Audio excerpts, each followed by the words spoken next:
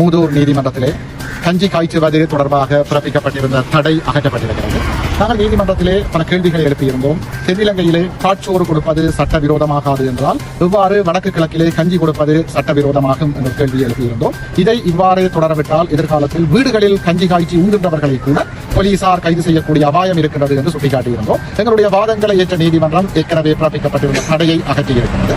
மற்ற வழக்கிலே சந்தேகநபர்கள் ICCPR சட்டத்திற்கு கைது செய்யப்பட்டிருக்கிற காரணத்தினால் அவர்கள் தொடர்பான அறிக்கையை துரிதமாக நீதிமன்றத்திலே சமர்ப்பிக்குமாறு நீதிமன்றம் போலீசாருக்கு உத்தரவிட்டிருக்கிறது. ஆகவே அவர்களையும் விரைவில் வெளியில் கொண்டு வருவதற்கான வாய்ப்புகள் ஏற்பட்டிருக்கிறது. உண்மையில் இந்த இடத்தில் நான் முஸ்லீம் சட்டத்தரணிகளுக்கு நன்றிகளை தெரிவிக்க கடமைப்பட்டிருக்கின்றேன். என்னோடு சேர்ந்து 10க்கும் அதிகமான முஸ்லீம் சட்டத்தரணிகள் ஆஜராகி இருந்தார்கள். தங்களுடைய பூரணமான ஆதரவை எனக்கு வழங்கி இருந்தார்கள். அதிலும் விசேடமாக சில சட்ட நுணுக்கங்கள் பற்றி என்னோட கலந்தாலோசித்து என்னை வழிநடத்தி இருந்தார்கள் என்று சொல்ல வேண்டும். இத்தகைய ஒரு ஆதரவை பங்கு பெற்றலை நான் எதிர்பார்த்திருக்கவில்லை.